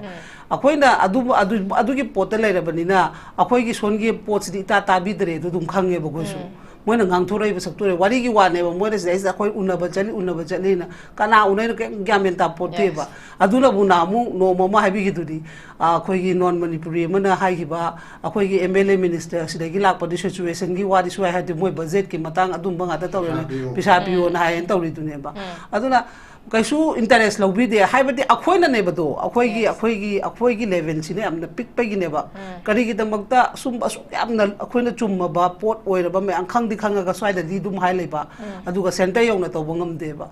yangu kamal babu mangi potu central force ni manung dani akhoina saura ba ne media da kai da khara condemn ta roga dum khanja bujai ta kem ta region out zero ne bujine se natro Manipur thabe aro region zero ne ba huji takna ba khoisna adum moina yekna boina ule ba akoina haina moina pi ki ba poni moina statement pi ki bani aur moi inquiry to have report amati praja khangam thoe se khoi dum huji su moida kan was khoi letter heta tor appointment ni ba se amata pi de governor su pi de adu hairo ga adu matang do di unaroi to le ba kari hai no khang de ba aduna sugum ba to holai se kana na khoi gi leiba khoi gi mli moi hut ne na khoi gi mi de ore khut tu yoram dre do khoi gi keno khut nga to ore me do khoi sar pe man da ne he hai ba do adu gum ba mayam sina khoi na to bu de gi ngasi soirak pa ne ba aduna akhoi gi se sol myam na akhoi praja gi demand bu kai no ha na tayari to ba loi to thokro on ground ta ri bo ji ki ha na si fast priority pi ge da si ni maram di sigi pochna sengbo hokta ba taraga di society to ba ya makhine ba jan am ben poj miwe be gi life sine ba miwe be life se am thina important oina khanbi ge dam ne ba sa san na te ba aduna khoina loga da step bu akhoi mai kai mari chanalu moi gi sulak chesanu aduga leidiba really kem da leiba mam se mai na han blo have first priority da koi tham da ba roi ba border fencing ama maduri moi order taraga dudi to ka da po ngata ni akhoi na su sauri ate amana su sauri apote adudi moi gi kanu na mai ge dum government na to je ga da ma thau ngata ne ba akhoi di main point oina huji life mangai ba mam se life ka mangna ra ge huji society kya mam sigre mang hiba kya mam leire huji chumang mo heba leite nahan makta da du ain ha muju hanjana palisini ahal lamba chalu ba matam da to ei duni natra ado gi nahan peace talk ki la amba mo moi jo dum siri duni mi ne ba mang se sigi poch ne ba am men important oina kan ga da badi aduna masai sida khoina hala sem sa ba sa da ba ain haisne mokhong mokhut ko lohraga madu gi pot myam se masi ongtang lakpiram na lengbira bani na hairaga dumaina to holoba ma first priority da khoi thamman mathau tai ba aduga ate option myam du di second da ko third da dum lakpe hujiti life se mangan da na ba lambi sine ba aduna sumbai gi myam se to holaga loire aduga lakpula aga de ain haisne phare lakada de foina di mande maram di akhoi gi leiri ba sin sina su moina kem ta haiba ngamoi mamang dam lan adu kan na taunari ba mai sing khangna dri ba dum tho ba da dum siri ba matam asam yak pa manipur yoksan biro ai ba ngamdra ba tim sina hoji kari bu hairu du no akhoi di upai le ta ba ge du ne haise aduna ai gi di sum ba da ai moi gi 11 gi oina wari susan sananing dre haise ai gi praja da hoje haise ga da di akhoi gi punsi mangal loi si society to ba yo loi si hai tar ga di akhoi na karam ba mi khan ga da ge hoji ti tilura bani na akhoi na heda hoji akhoi til la ro ha ba su pai lai khri da bani na ko aduna maram oira ga tilinga gi marak si da di akhoi su chap mana ba 11 amada asam gi leiri ba kano sine hemanta vishwas harma gumba se khara akhoi puthok pa mathau tai ha ba se akhoi gi state ta su tham ga da bane ba hemanta vishwas harma na mana magi BJP party ro ga su magi power kamaina puthok pa ngamino mi gi na natro hoi maigi ama maigi to maigi adu din to ngam polam ni adu maigi 11 amada thengna bangam bagi pot am yabase sugumba khoi sida su puthok pa mathau tai ba khoi sida di chin da nganga ga physical no thabak oina dem da upai lai to mi ngata ne ba aduna sumba myam se kamai to lo shani praja da ai de hai isa de gi ching na ko ai gi mung manung ai family kyan ta han ba aduga oi ba situation myam se loi mak khangan ba history khangan ba mathau tai aduna ai na se foundation day na ningsing numi myam amri taw nei ko ningsing numi tu da lo khiba thodang do praja na lo ga da thodang na kari no haibasu akoina khangba masu mathau tai ningsing numit ki di akoi dum palan di dum taw lei ri ba chahi khuding ki ko ado ningsing numit ta taw khiba moina madu ki akoina ngasi ningsing gi do moina madu da kai do khiba ino ado tari huju oi ba situation sida praja khoi su kai do ba tai habagi wakhal chen bam su mathau tai ba ado sumu ma myam se khoina manamina ro khangmina ba matam da akoi manipur se manipur oina leiba ngamgani aduga aina high office bia de gi su kai de gi su ko hoi governor na champu pakai du di state kini na su kai de ba aduga center rong gi di armaina khaido biginu imphal ha se manipur ki capital ne ba ko aduna masai sida lana concept se chalhan na ba gi lambi se sinbi ganu separate che khoi taja moina oina sum ta na ba sinjele aduga khoi son da gi leiba mihut na su madu da ya ba gi pot moina sum u ba se masi khatang nungai te ba aduga aina nga singang si discussion da kai da khara khoi praja myam gi khallaga ngangje bwa da ni simang na khoina thabak thoram to budi upai leiroi aduna moina su lairiba mihut huji suspend da lairi ne khori nungairam ne mai kendra da kumdara kendra da di huji thaba khatna to khana reiba aduga aigina amutang request oina haje ga se huji modi laksano bako ma inauguration myam ma torum sano ba akhoi gi da masu lei ba khoi se sangi seng na haba da sang aigi singjamai makta oiro ko ai singjamai da tum praman do jarke singjamai gi inauguration to bo matam da singjamai gi akhoi gi ken MLA se phaine hayaba maduri government na ne ba sari do yes ai MLA du na natte ba sigi pochim ma so khoina khatang khangbam di mathau tai ba drain ke no to ri do koila sari do MLA du na natte ba mai gi fan sarkar na pithar pa fan du na to nga ta ne ba seng na ha khoi singjamai kai then se Congress palingai degi Congress na hana palingai de sarambada akhoi gi anda amu anobo MLA na lotion bai wane finishing pi bai wane ba adu tari pot lan se kana ino sarkar gi ne ba modi na hujik la ga to taraga su modi pha ba gi na te ba government du na pitha gi ba mai gi budget fund du na semja sajara kanda yo loire yum do modi gi ade gi center de gi budget to loram de mana la ga khoi sida ribbon kak bai wane ba to budi mai phekau de tholok pan na te ba amta adu na khoi na wakhal se cheng mak ta birasu kaino na pi bani kaino pi bani ma ba aduregi kai gumam taw boda mai gi party mai MLA do ino loi chatnai ba ko adu amta na te bo ji tawri ba akhoi na ngasi adum haida na su lei do akhoi na ngasi kano gi GST thiri ba income gi myam tawre ba myam khomi ba myam sina akhoi dong pithajarak pane ba moi gi maran masana humang maman kano ma tha kan khaini pho ma thangu ba gi maman na puthoga khoi pizap amta na te ba aduna maram oiraga in haije ga dabi praja da modi la asum budget kai tharam ba da harau da ba adu so pudi akhoi mai kai mari si chalan biu adagi su lakcha sanu ai gi recap da lei basing je society toraga si base pamja tare mo si mai mem da lei jaraga chara amtang chara su mai mayum du da chajaraga si bu si la su mai mayum du si jahan ba do adu mai na le hanjarage haiba poche maji haimin na si haiba poche ai fu second is da su mai thamjage okay amsan thambe kai mana ki maruina leader ama lakpa matamda khogi infrastructure gumba natragana sang gumba natragana keithel gumba inaugurate tobada masida su hena yam namak harau bi base tobi da bhai tare leiba situation sinani khogi situation sin normal life ama da normal oiba ganom da leram taraga di madugi pochi yam namak afa ba khongthang amani infrastructure develop to ba si yam namak afa ba khongthang ni but hojiki leiba situation sida di khogi maroina priority pi ga da base khogi irang sina sokhal ba IDP sing aduga khogi national highway sing chatpa ya da basida priority pi hanim ki wafam duni imana thambiri se yam nungai chai ai loshilakpa conclusion point da bangim darak chage khogi imana su su yam phasana so hybrid khoi khoi IDP singna no monom ge society to gi chang se sum hengalak pasem khoi mental trauma le rabani khogi moi se adubu makhoi sing sigi hana khoi chap chaba fire fa makhakti center gi natragan sarkar gi side gi di khogi commitment amadi hamdi thokpani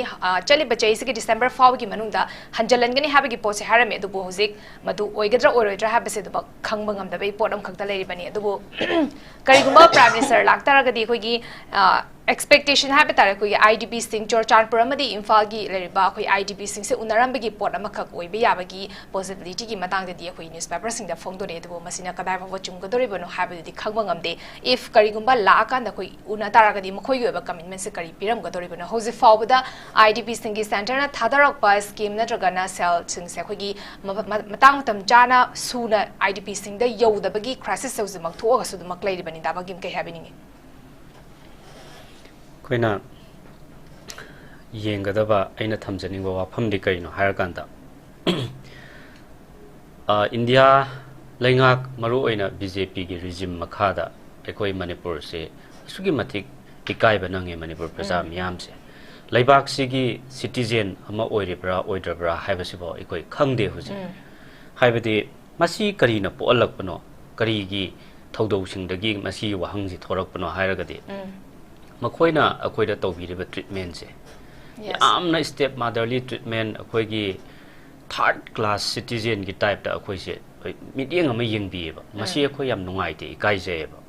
aduna the sense of belongingness se lehalakte ba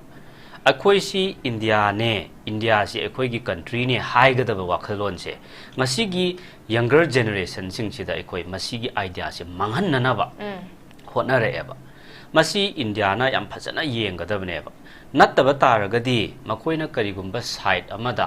insurgency se loisanana ba plan kaya ama chatharamba yai myam am hotnaramba yai adubo the more and more they neglect the people of Manipur masina kuina chathariba makhai insurgent groups hena mayon chongba hengalakani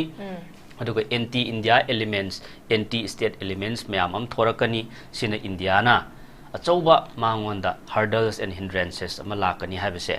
India gi magi policy singda khangadabne base aduna ngasi naha kaya amana akoi gi anti social elements ki maknatragasu ima leibak ningbagi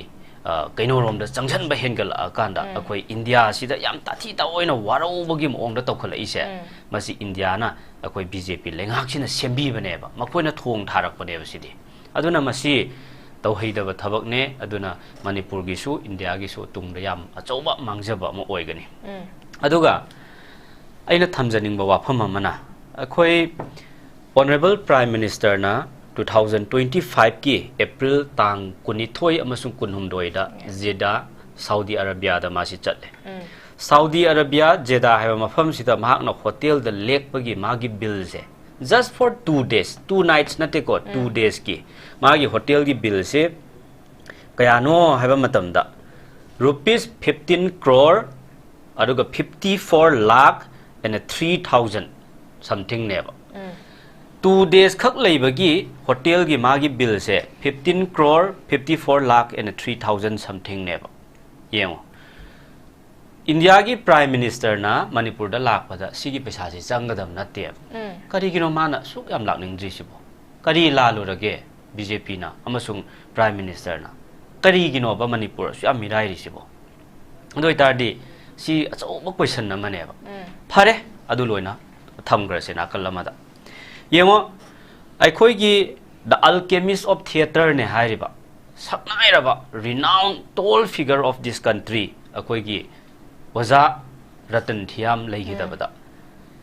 x the tweet ambhau post ambhau torok panateba nungai taba kaimda phongdok tak panateba ko India gi leiriba mayam sina except ko congress ki leader sing natana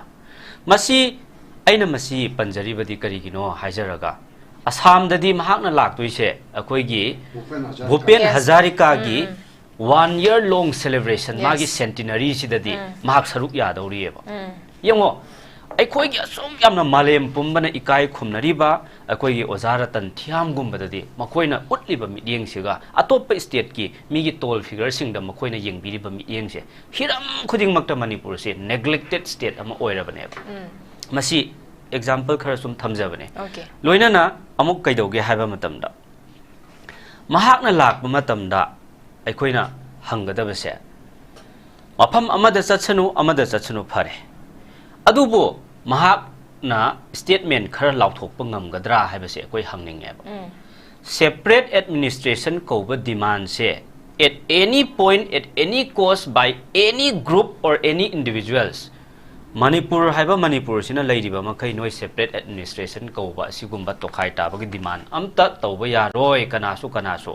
tokhai tabagi separation gi wari leite masi BJP na sung taw roi habase leibak praja miyam da Manipur praja miyam da Prime Minister na Manipur da lakpa taragadi masi lauthokpa ngamgadra adagi amok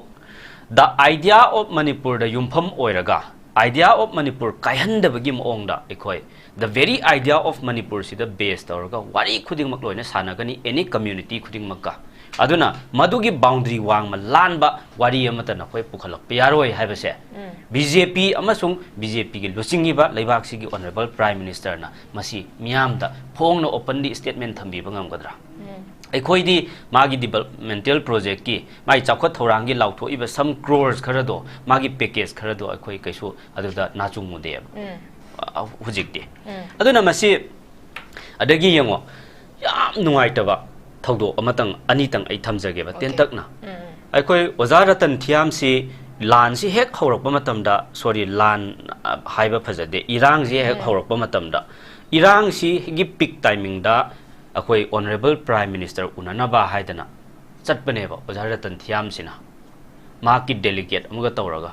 Prime Minister gi office ki thongjin duda request ka tawjaru bane peace committee da yawrimne ko sarkar masamak BJP masamak na semiba peace committee duda yawriba member amane ba Ozaratan thiam se aduna political ka kari mani amta leina ba sunataba non political oiba adugumba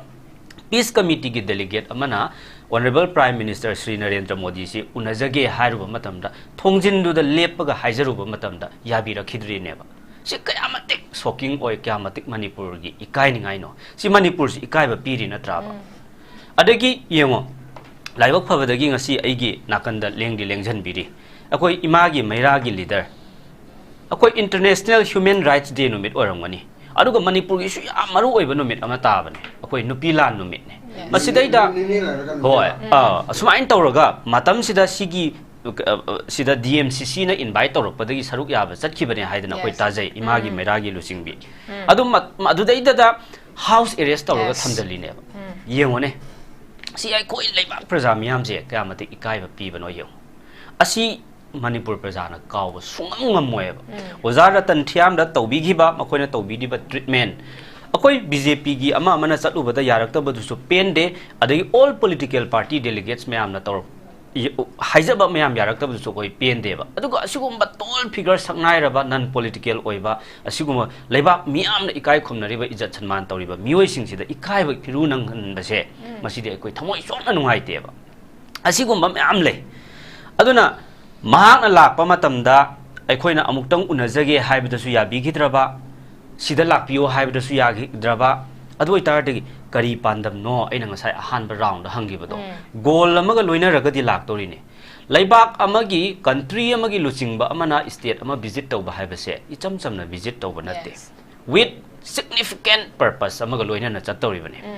kainom pur laktoine ba mana puraktoisi kari no haibase asi achongba question neba aduna masi ekoi yam section batai masida aina thamjaningba amakhakka kaino haiba matamda miyam gi thamoida adum warauraga lehuraga daba poche ekoina yabirakhidaba chahi ahum hannatuna yengbirakhidraba ekoi gi awana taba matamda karimda tabigidraba leitaba anaba ayekba sok apan yawbada mi hangba chatnari neba Prime Minister na du hangbadi lairadana sorat yawbiba lakbadi lairadana masidi phiroi loi grabne mi myam ama chahi ahum phajala kadau ba haji leihidaba myam do phiroi hendoraktana chahi ahum kumon phara abneba asi bawda laktrabana mahakna lakpiba matamda aikoina kari asadana koina harau dawrise adagi amok leibak sida leiriba state ki BJP leader sing sina kari pressure demand ta hobo ngangani no aitriba party aina masina tongana ekoi communal naina kanglup naina wangang bagi wadi nachade aina thamjaning base akoi gidi Churachandpur da Kangpokpi da leiba relief camp ta leiba inmates mayam singduna ngang ba sakpa su haijadeba ekoi maitai gi somda valley area da leiriba relief camp ki inmate mayam singse khara wangangani khara kappani center da gi leader tongan ma mi myam laksano ai tawrani manakta translate tawbiba khara yawra tawbire aduna asomdagi di kappo lawbo wari si phaja lira ani somdagi na kaimta paudam ba haira roi aduna ꯑꯩꯈꯣꯏꯒꯤꯁꯤꯅ ꯋꯥꯗ꯭ꯔꯕꯗꯧꯅ ꯀꯔꯤꯝꯇ ꯊꯦꯡꯅꯗ꯭ꯔꯕꯗꯧꯅꯁꯨ ꯈꯜꯂꯦꯕ ꯃꯁꯤ ꯑꯩ ꯄꯥꯔꯇꯤꯒꯤ ꯋꯥ ꯅꯠꯇꯦ ꯁꯤꯅ ꯏꯟꯗꯤꯕꯤꯖꯨꯋꯦꯜꯅꯦꯀꯣ ꯑꯩꯅ ꯅꯨꯡꯉꯥꯏꯖꯗꯕꯗꯣ ꯑꯗꯨꯅ ꯂꯩꯔꯤꯕ ꯁꯪꯁꯊꯥꯟ ꯂꯨꯞ ꯃꯌꯥꯝꯁꯤꯅꯁꯨ ꯃꯁꯤꯒꯤꯗꯃꯛꯇ ꯑꯩꯗꯤ ꯁꯦꯝ ꯁꯥꯍꯟꯅꯤꯡꯉꯦ ꯏꯟ ꯀꯦꯁ ꯀꯔꯤꯒꯨꯝꯕ ꯂꯥꯛꯇꯥꯔꯒꯗꯤ ꯀꯅꯥꯅ ꯔꯤꯄ꯭ꯔꯖꯦꯟꯠ ꯇꯧꯕꯤꯅꯤ ꯀꯅꯥꯅ ꯒꯥꯏꯗ ꯇꯧꯕꯤꯅꯤ ꯂꯥꯛꯑꯒ ꯄꯕ꯭ꯂꯤꯛ ꯄ꯭ꯂꯦꯁꯇꯨꯗ ꯗꯥꯏꯁꯇ ꯋꯥꯗ ꯉꯥꯡꯉꯝꯃꯒ ꯆꯠꯈꯤꯗꯣꯏꯔꯥ ꯑꯋꯥꯕ ꯇꯥꯔꯕꯁꯤꯡꯁꯤꯒꯤ ꯔꯤꯄ꯭ꯔꯖꯦꯟꯇꯦꯇꯤꯚ ꯈꯔ ꯎꯅꯕꯤꯔꯝꯒꯗ꯭ꯔꯥ ꯉꯁꯥꯏ ꯏꯃꯥꯒꯤ ꯃꯩꯔꯥ ꯍꯣꯏꯅ ꯍꯥꯏꯕꯤꯕ ꯃꯐꯝ ꯑꯋꯥꯕ ꯇꯥꯔꯕ ꯃꯐꯝꯗꯨꯗ ꯒ꯭ꯔꯥꯎꯟꯗ ꯁ꯭ꯄꯣꯠꯇꯨꯗ ꯆꯪꯉꯒ ꯌꯦꯡꯕꯤꯔꯝꯒꯗ꯭ꯔꯥ ꯌꯦꯡꯕꯤꯔꯝꯃꯣꯏꯗ꯭ꯔꯥ ꯌꯦꯡꯕꯤꯔꯝꯗꯕ ꯇꯥꯔꯒꯅ ꯑꯗꯨ ꯃꯌꯥꯝꯗꯨꯒꯤ ꯄꯥꯎꯗꯝꯗꯣ ꯀꯔꯝꯕ ꯃꯦꯗꯤꯌꯝꯗ ꯄꯤꯗꯧꯔꯤ ꯍꯥꯏꯕꯅꯆꯤꯡꯕꯁꯦ ꯑꯩꯈꯣꯏ ꯅꯩꯅꯒꯗꯕꯅꯦꯕ ꯂꯥꯛꯑꯒ ꯃꯗꯨꯗ ꯀꯨꯝꯍꯩ ꯑꯃꯗꯧꯅ ꯇꯧꯔꯒ ꯑꯩꯈꯣꯏ ꯈꯨꯕꯥꯛ ꯈꯨꯔꯒ ꯑꯗꯩ ꯑꯗꯨ ꯇꯧꯔꯝꯃꯦꯅ ꯃꯥ ꯂꯥꯛꯑꯝꯃꯒ ꯊꯥ ꯑꯃꯃꯨꯛ ꯃꯥ ꯂꯥꯛꯑꯝꯕꯒꯤ ꯁ꯭ꯄꯤꯆ ꯄꯤꯔꯝꯕꯗꯨꯗ ꯅꯩꯅꯔꯒ ꯑꯩꯈꯣꯏ ꯑꯗꯨꯗ ꯇꯣꯄꯤꯛ ꯑꯣꯏꯔ ꯂꯩꯈ꯭ꯔꯅꯤꯕ ꯑꯋꯥꯕ ꯃꯌꯥꯝꯁꯦ ꯂꯣꯏ ꯀꯥꯎꯊꯣꯛꯈ꯭ꯔꯅꯤꯕ ꯑꯗꯨꯅ ꯁꯤꯒꯨꯝꯕ ꯃꯌꯥꯝꯁꯦ ꯑꯩꯗꯤ ꯌꯥꯝ ꯅꯨꯡꯉꯥꯏꯖꯗꯕ ꯍꯥꯏꯇꯥꯔꯦ ꯑꯗꯨꯕꯨ ꯃꯍꯥꯛꯅ ꯂꯥꯛꯄꯤꯔꯒꯁꯨ ꯐꯩ ꯑꯗꯨꯕꯨ ꯂꯥꯛꯄꯤꯗ꯭ꯔꯒꯁꯨ ꯊꯣꯏꯗꯣꯛꯇ꯭ꯔꯕ꯭ꯔꯥ ꯍꯥꯏꯗꯅꯁꯨ ꯈꯜꯂꯦ ꯑꯗꯨꯕꯨ ꯂꯥꯛꯄ ꯃꯇꯝꯗꯁꯨ ꯑꯩꯈꯣꯏꯅ ꯃꯍꯥꯛꯄꯨꯗꯤ ꯋꯥꯔꯧꯔꯤꯕꯁꯦ ꯃꯅꯤꯄꯨꯔ ꯄ꯭ꯔꯖꯥ ꯃꯤꯌꯥꯝꯅ ꯉꯁꯤ ꯊꯃꯣꯏꯁꯤꯗ ꯋꯥꯔꯧꯔꯤꯕꯁꯤꯗꯤ ꯀꯩꯗꯧꯉꯩꯗꯁꯨ ꯁꯤꯒꯤ ꯋꯥꯔꯧꯕꯁꯤꯗꯤ ꯀꯣꯛꯄ ꯉꯝꯃꯔꯣꯏ ꯑꯗꯨꯒ ꯑꯣꯅꯔꯦꯕꯜ ꯄ꯭ꯔꯥꯏꯝ ꯃꯤꯅꯤꯁꯇꯔꯅ ꯃꯅꯤꯄꯨꯔꯗ ꯀꯔꯤꯒꯨꯝꯕ ꯂꯥꯛꯄ ꯇꯥꯔꯒꯗꯤ ꯂꯩꯕꯥꯛ ꯄ꯭ꯔꯖꯥ ꯃꯤꯌꯥꯝꯗ ꯏꯍꯥꯟ ꯍꯥꯟꯅ ꯃꯍꯥꯛꯅ ꯃꯅꯤꯄꯨꯔꯒꯤ ꯂꯩꯕꯥꯛ ꯂꯩꯍꯥꯎꯁꯤꯗ ꯈꯣꯡꯗꯥꯔꯛꯄ ꯃꯇꯝꯗ ꯃꯤꯌꯥꯝꯗ ꯂꯥꯜꯂꯦ ꯍꯥꯏꯖꯒꯗꯕꯅꯤ ꯍꯥꯏꯕꯁꯦ ꯃꯁꯤ ꯑꯩ ꯊꯝꯖꯒꯦ Okay, I'm present thambigre ngasi panelist ahumagna khoi Prime Minister na sukuina laktrabanina handa karigumba September da lakpa yai habagi pot amaka laibase masina karigumba laktaragadi first of all magna Praza Singh da khoi sukuiba irang sida karigumba laktana leikhrabanina praza miyam the first apology to basi tangai fade aba wafam dani dabangina thamiri se aduga amuk karigumba lakpa taragadi kari Kugi Wafam Singh, Hui Maru in Iran Sokalaba, IDP Singh Amadi, Manipur Praza Singh, the Karamba Wafam Tambiram Godoriba, Kari commitment Pirang Godoriba, Kari promise Pirang Godoriban, Habasus Mag, Adam questionable or Gasoladi Bani, Masi Natana Kugi Lakani Law Habasibo, confusion, give a pot Makata lady. Okay, Pabu Habi. Okay, Manala Kadariche, Ayum Dala Kadariche, Kugi Tangnaba, Nomatem Toman, Giumda. Lakpa to the Magi Harau Bakari to Gilakpa to the Sidang Akchangam Gai Kulak to their landing day. Tamil the Assam, Natraga Mizoram, the Railway, Amma, the Oziki Bupen Hazarikagi, Requia Kanum Batiam, Ratan Gumba Hitare, Asigi Sida, Lagamana, Awa, Nunga, Harau, Bopong, Pila, so many Polabra, Moyam Saudi Hakan, Hiram Olonge, Haiwo Kulak to the I welcome Tong De. Adumapu, Mapunda, Baratki, Pradhan Mantri, my Kwan Pen, the Bagi Pangai Hajabani, Pradhan Mantri, Manipur, 5G, Kariki, welcome Tori Doribano. Sab Chana Prime Minister Amoina Lakpio, Kuyawana Ubiu, Nangela Andrabasu, Saigi, Imo Kanona Hado Congress, Habiwanate, Manipur Praza, Mam, Sina Waro Rabanina. Atopamana so amna so cooking na so warolam dawni mogi oi ba purpose da naga na so waro den pangan na so waro mai pur lai pun mona waro dei ne ba dei da ma he la I'm sorry ai lale Manipur Praza Singh mayam da ai haijari hai bhamitero na lai ma ko to so tor ka da mali tor na tor tre adu mamma hai ba chumi adu asam da la ko da ngak tang la ko sing ngak tang changam jai ba kholak tu di to ning te hai na sumana Hai ma'am say, public interest, Hibanico, Ramal and I me can warrow Holobam to begin upon the Hibani. Yes, publicly, Miamna Pamibo from Sing Dohogi, Kamasiki platforms in the Rakanoi panelist in Hypo from me, Adumak Pohogi Hosik, Yang Batari, Prime Minister, if Laktaragadi Karamba, Hirak Panajan Karamba, Tavaxing Toramba, Habido Hosemak Yang Batari from Sigaloin and Nagasiki Dalokitrom Semopon Farm, Vigida Magtasu, Dabankim, Ima, SUJATA Amadi was Babung Mani, Photo Jari. Madas the Norris Winduna and Doxaba Norris Tara Rushin Jari, Miang Tabiriba Singbom Kahana Kurum Jari.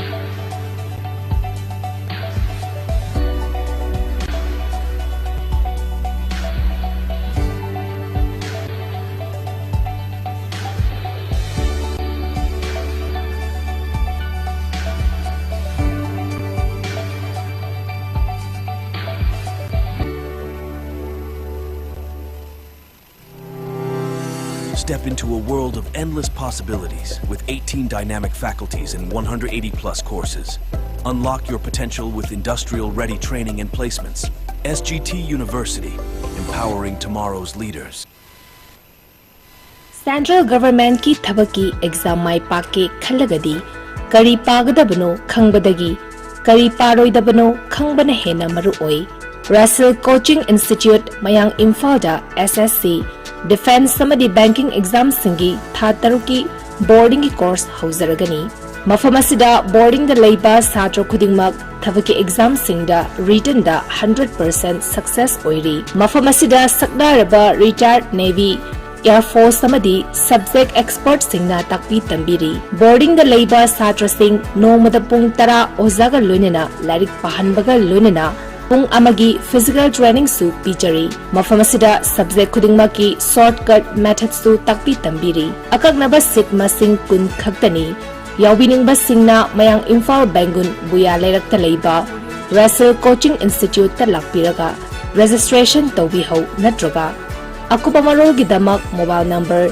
8289 833 957 da contact tawbirau.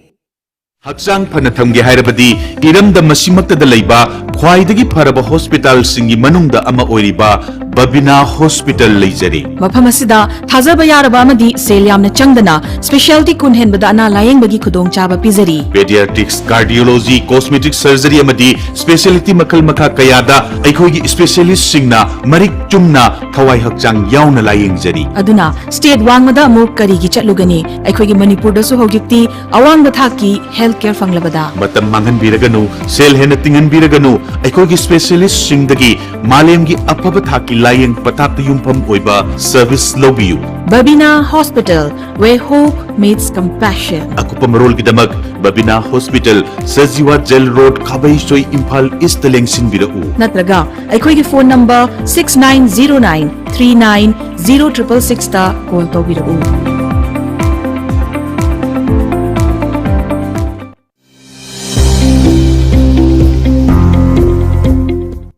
Welcome to Uttar